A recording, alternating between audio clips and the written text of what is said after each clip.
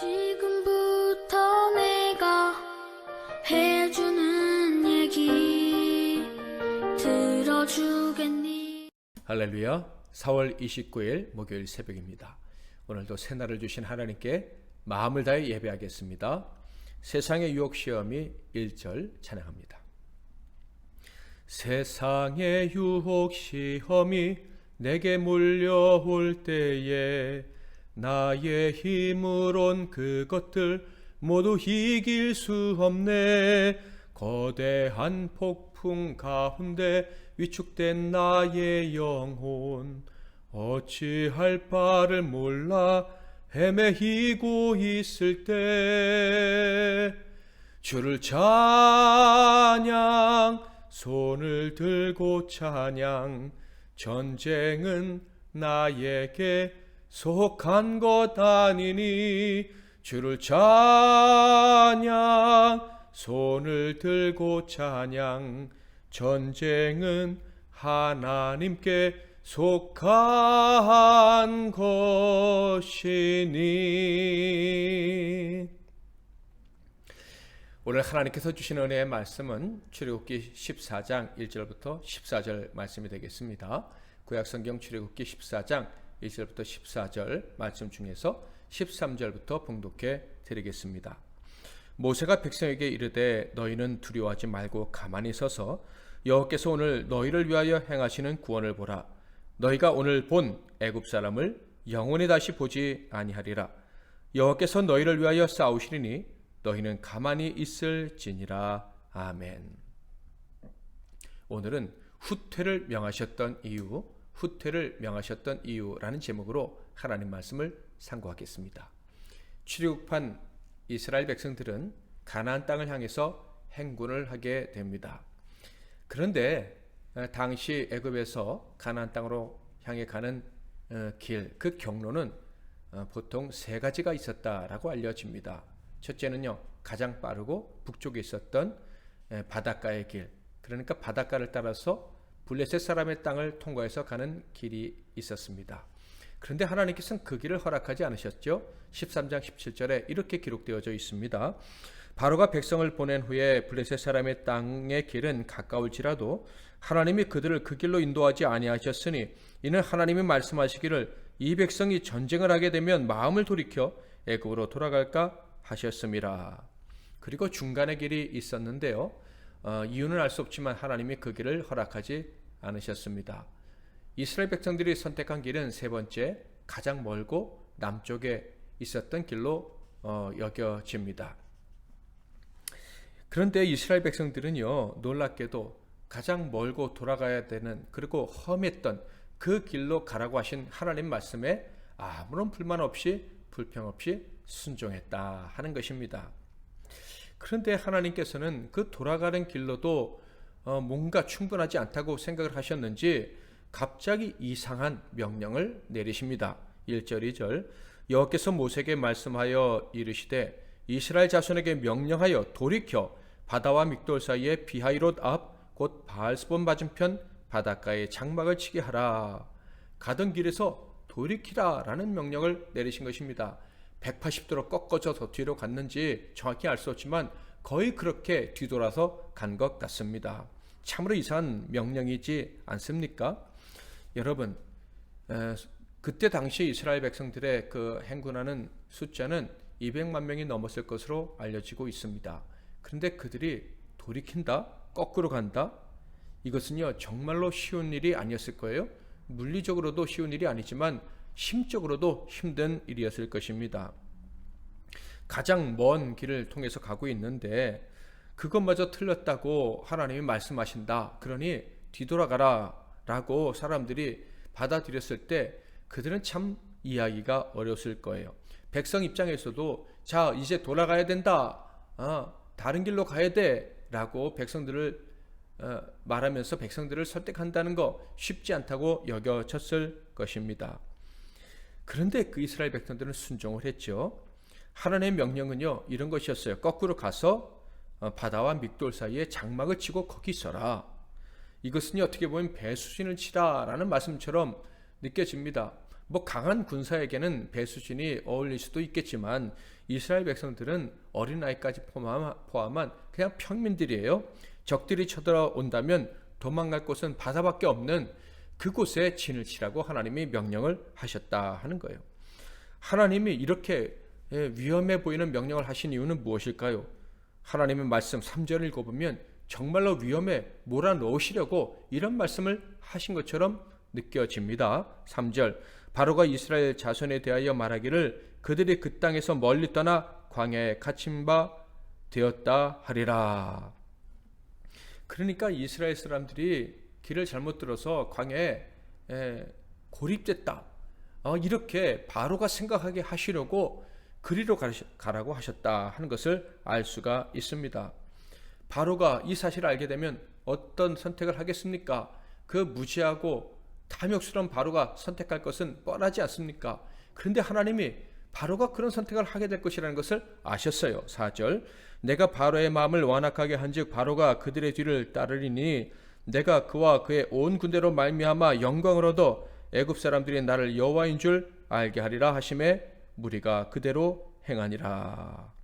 하나님이 이스라엘 백성들이 후퇴해서 고립된 지경에 처하면 바로가 공격해 올 것을 아셨다 하는 것을 알 수가 있어요. 그럼에도 불구하고 왜 이를 명하셨습니까? 바로 하나님은 여호와시라는 것을 알게 하시기 위함이었다라는 거예요. 여호와 하나님 어떤 하나님이십니까? 스스로 계신 하나님, 스스로에게 영원한 생명을 공급하시는 하나님, 그리고 그의 자녀들에게 또한 영원한 생명을 공급해 주시는 하나님이신 거예요. 그러니까 살리는 분은 내가 아니고 우리가 선택한 길이 아니고 혹시 내가 길을 잘못 선택한다 할지라도 살리시는 분은 하나님이시다라는 것을 알리시려고 하나님이 이런 이상해 보이는 명령을 내리셨다 하는 거예요.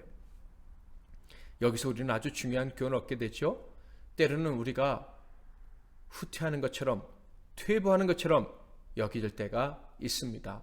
하나님이 좋은 기회를 주셨으니까 계속 잘 돼야 될 것 같은데 하나님이 그 기회를 주셨다가 뺏는 것처럼 그런 느낌을 갖고 그래서 하나님께 좀 서운한 마음이 들 때도 있습니다.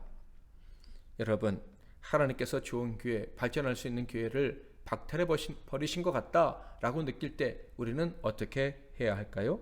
오늘 말씀을 통해서 우리는 그때 어떻게 행동해야 될지를 분명히 알게 됩니다. 바로 그때가 하나님은 여호와이시다라는 것을 알게 될 때라는 거예요. 내 힘으로 사는 것이 아니라 정말 하나님의 힘으로만 사는 것이구나 하는 것을 깨닫게 될 은혜의 때라는 것입니다. 그 사실을 언제나 기억하고 길이 막혔을 때 오히려 하나님을, 여호와 하나님을 부르는 저와 여러분이 되시기를 바랍니다. 참으로 하나님 말씀대로 바로와 그의 군대가 이스라엘의 이야기를 듣고 추격해 옵니다. 5절부터 7절, 그 백성이 도망한 사실이 애굽 왕에게 알려짐에 바로와 그의 신하들이 그 백성에 대하여 마음이 변하여 이르되 우리가 어찌 이같이 하여 이스라엘을 우리를 섬김에서 놓아 보내었는가 하고 바로가 곧 그의 병거를 갖추고 그의 백성을 데리고 갈새 선발된 병거 600대와 애굽의 모든 병거를 동원하니 지휘관들이 다 거느렸더라. 그 사이에 바로와 그의 백성들이요 하나님의 위대하심을 잊어버리고 또다시 이스라엘 사람들을 노예로 삼겠다고 쳐들어오기로 작정을 했다 하는 것입니다. 탐욕이 이렇게 무서운 것입니다. 영적 무지가 이렇게 무서운 것입니다. 도무지 살 길을 택하지 않는 거예요. 그들의 선택은 죽음의 길, 많은 길만 선택하는 거예요. 하나님을 대적하는 것을 두려워하지 않는 자들이 있다. 이것이 참으로 무섭다 하는 생각을 하게 됩니다. 저와 그리고 우리가 사랑하는 모든 이들이 영적 무지 그리고 탐욕에 사로잡혀서 이런 어리석은 선택을 하지 않기를 바랍니다.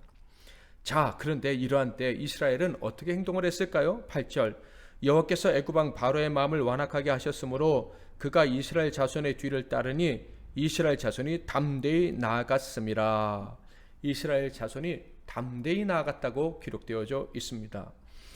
그들은요 참으로 이상하게 느껴지는 하나님의 말씀이지만 신뢰하고 있었음이 분명합니다.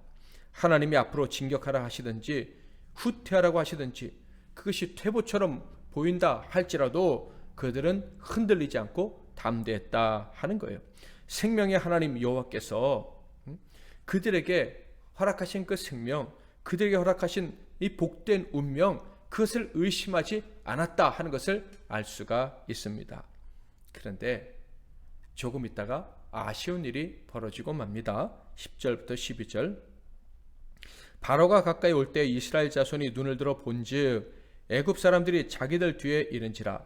이스라엘 자손이 심히 두려워하여 여호와께 부르짖고 그들이 또 모세에게 이르되 애굽에 매장지가 없어서 당신이 우리를 이끌어내어 이 광야에서 죽게 하느냐?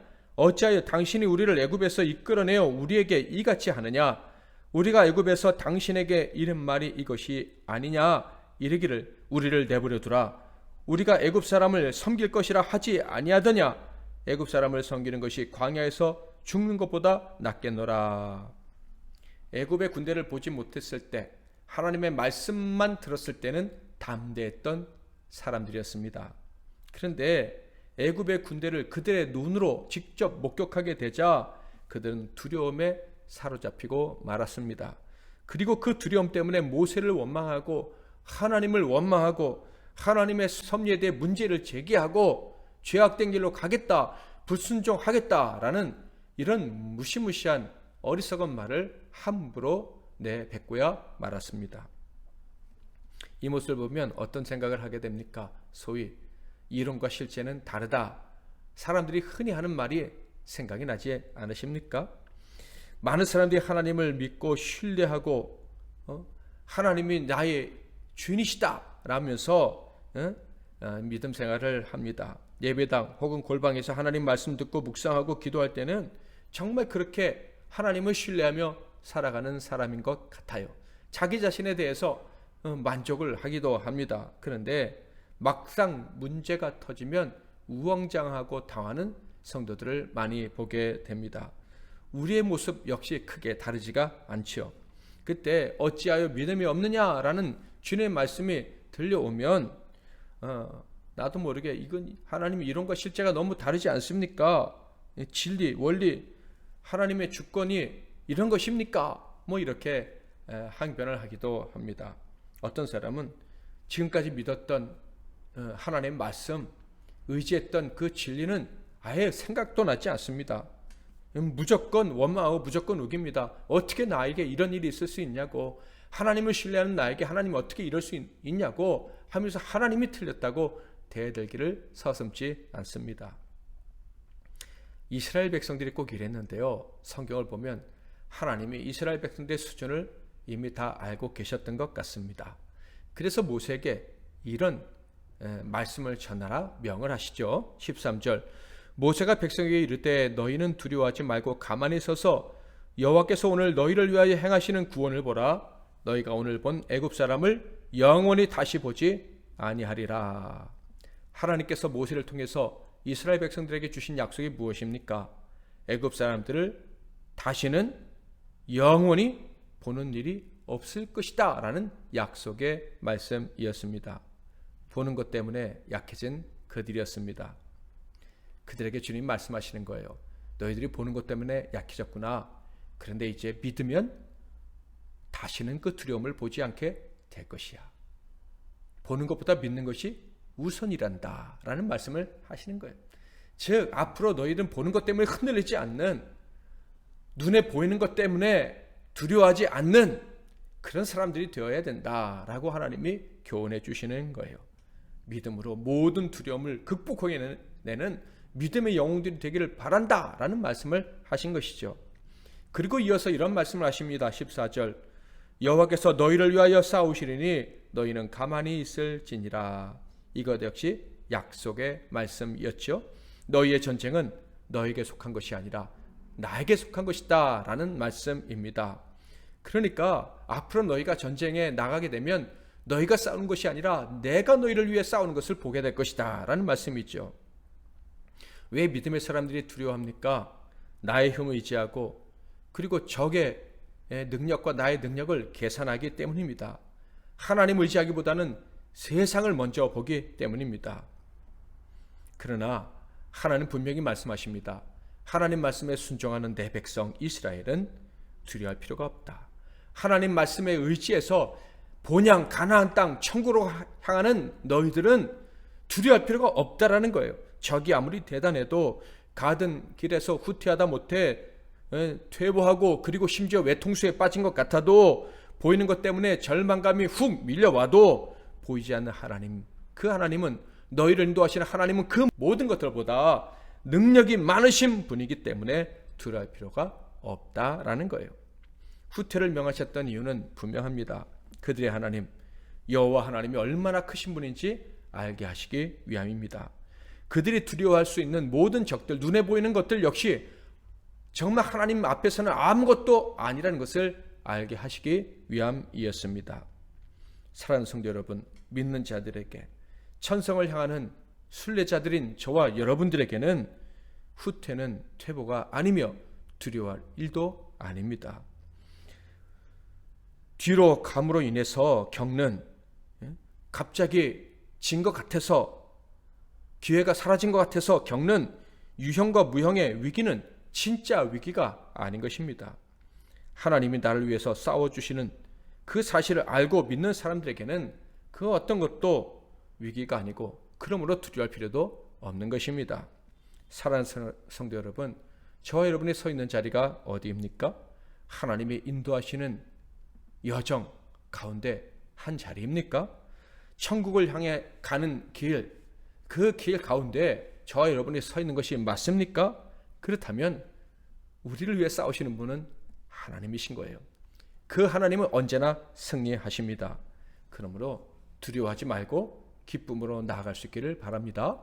오늘 가다가 혹시 다리가 걸리고 함정에 빠진 것 같아도 하나님이 싸우시는 그 장소에 내가 있지 하는 것을 기억하면서 감사하시고 기뻐하시고 담대하게 그 어려움을 다 헤쳐나갈 수 있음을 믿고 가는 저와 여러분이 되시기를 주님의 이름으로 축복합니다. 세상의 유혹시험이 2절 3절 찬양합니다. 거짓과 속임수로 가득 찬 세상에서 어디로 갈지 몰라 머뭇거리고 있네. 공중의 권세 잡은 자 지금도 우리들을 실패와 절망으로 넘어뜨리려 하네. 주를 찬양, 손을 들고 찬양. 전쟁은 나에게 속한 것 아니니. 주를 찬양, 손을 들고 찬양. 전쟁은 하나님께 속한 것이니. 주위를 둘러보면 아무도 없는 듯 믿음의 눈을 들면 보이는 분 계시네. 지금도 내 안에서 역사하고 계시는 사망과 어둠의 권세 물리치신 예수님. 주를 찬양, 손을 들고 찬양. 전쟁은 나에게 속한 것 아니니. 주를 찬양, 손을 들고 찬양. 전쟁은 하나님께 속한 것이니. 오늘도 말씀 붙잡고 기도하시고 승리하시는 우리 모두가 되기를 바랍니다. 제가 먼저 기도하고 여러분 또 각자 기도하시고 하루를 시작하십시오. 하나님 아버지, 오늘도 우리에게 이 귀하고 복되고 은혜로운 말씀 주셔서 감사합니다. 우리에게 찾아온 패배, 후퇴, 심지어 퇴보처럼 느껴지는 그 순간도 진짜 우리가 뒤로 물러서는 참으로 두려워할 만한 위기의 순간이 아니라는 것을 이제 말씀을 통해서 분명히 깨닫고 믿습니다. 언제나 우리를 위해 싸우시는 하나님이 계심을 믿고 승리할 줄 믿고 나아가는 우리 모두가 되게 하옵소서. 오늘도 주님과 동행하며 살아가는 이 날이 얼마나 즐겁고 아름다운지 깨닫게 하시고 세상이 알 수 없는 참 승리를 경험하게 하옵소서. 예수 그리스도의 이름으로 기도하옵나이다. 아멘.